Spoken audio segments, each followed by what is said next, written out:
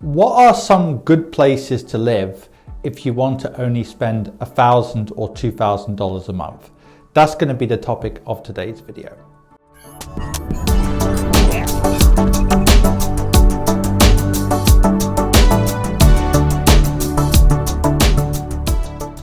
Now, many people ask me, are there still places in the world, maybe in Asia and beyond, where you can live really well for $1,000 a month? And the truth is, there aren't that many places left where you can live really well for $1,000 a month, at least if you want to live in a big city.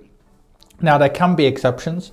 If you've got a partner and you're both spending $1,000 a month, then of course that's a bit different. But in general, as more countries have developed, there aren't many good places left where you can live comfortably on $1,000 a month. But there are many places where you can do it for $2,000 a month. So let's say if I was starting out all over again and I was looking to live in a place where I'm only spending about $1,500 a month, where would I choose? Now, obviously it's a very difficult question. I wouldn't choose anywhere particularly in the countryside. I'd prefer to live in the UK, I think, if I was in the countryside. So I prefer a big city or at least a smaller town or city rather than somewhere too far in the countryside. From what I've seen in recent times, Eastern Europe now, unlike before, is probably actually better than Southeast Asia. Probably when I started traveling and even living overseas, Southeast Asia was incredibly cheaper than practically anywhere in the world for quality. I can remember when I went to Thailand in 2007, I was using British pounds, of course, because I'm from the UK. There were many meals for £2 or £3. We even got a hotel, which was a 4-star hotel, albeit it was a new hotel, so they weren't pricing it right. And it only cost like 12 or 13 pounds, which at the time was about $25 because the pound was strong. And yes, that was 13 years ago, but you're getting the point I'm making. Thailand and the likes of Cambodia used to be a lot cheaper than they are today. In comparison, I found that Eastern Europe, at least for quality, is some of the cheapest you can find now. So a place like Plovdiv in Bulgaria, for example, is just one example of many where you can live very cheaply for a relatively small amount of money. If you want to live in Southeast Asia, I would avoid the capital cities. So in Thailand, you're better off in Chiang Mai rather than Bangkok. Or likewise in Cambodia, you're probably better off in Siem Reap than you are in Phnom Penh. I also found that China, believe it or not, is still one of the cheapest places to be. However, it's only good if you localize your tastes. So if you're in Shanghai and you've got your kids in international school there, you're always going to expat bars, you're flying business class, whatever, China could be one of the most expensive places in the world, and also for tax, because if you're a high earner, Shanghai and China in general, they can tax you 40 or 50% of your income. However, if you're just getting started and you want to spend $1,000 or $2,000 a month, some of the second and third tier cities in China can be incredibly cheap. Still, if you're willing to learn Chinese, if you're willing to use apps like local apps which help you with getting good deals, China is still pretty cheap. But the lifestyle in China isn't for everyone. Some people love it. If you've got a local spouse, of course, you could do well there. But China is not an easy place to integrate in compared to some other places in Asia. Finally, I think some places in South America, I know one or two friends who have gone to Colombia and Mexico, and they're doing pretty well, living off less than $2,000 a month, often less than $1,500 a month.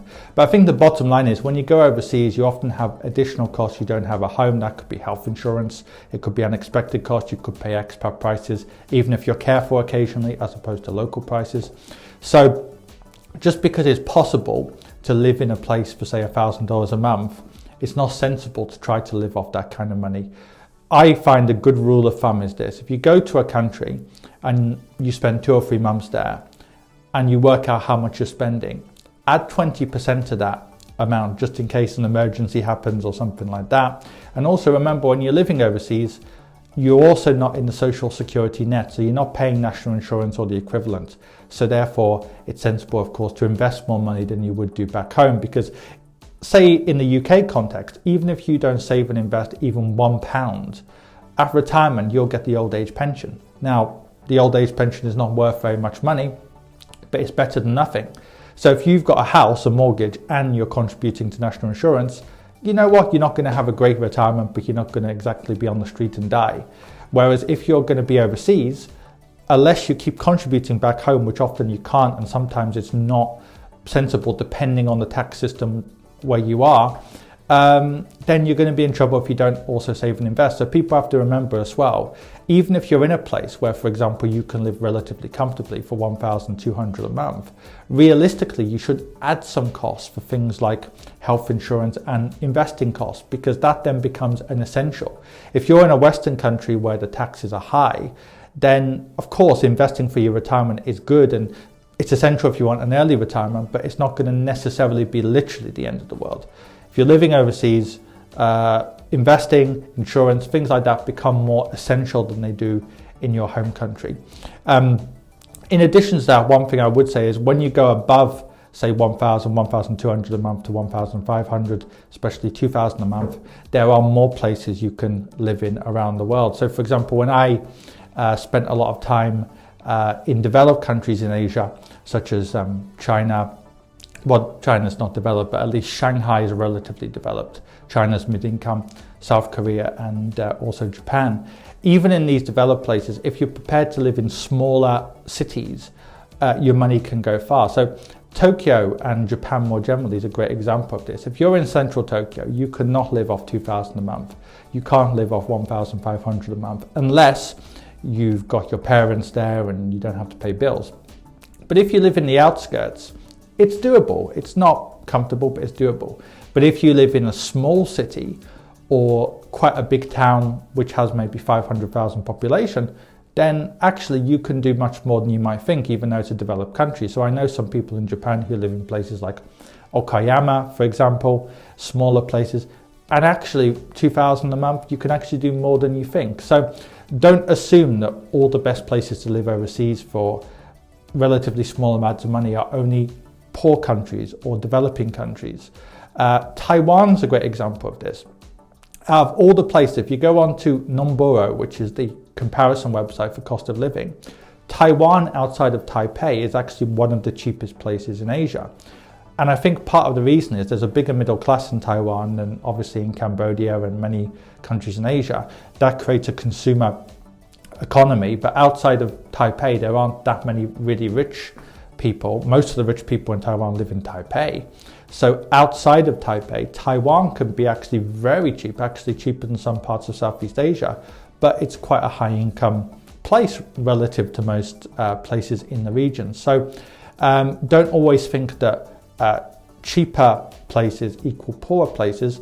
A final example of that would be Malaysia. Malaysia, as many people might know, is actually more developed than Thailand and China in terms of income. It's actually a comfortably middle income country. Some would say now upper middle income country. But on many measures, Malaysia is actually now cheaper than some parts of Thailand, China, and indeed even Cambodia. So don't assume that all the cheapest places are necessarily poor.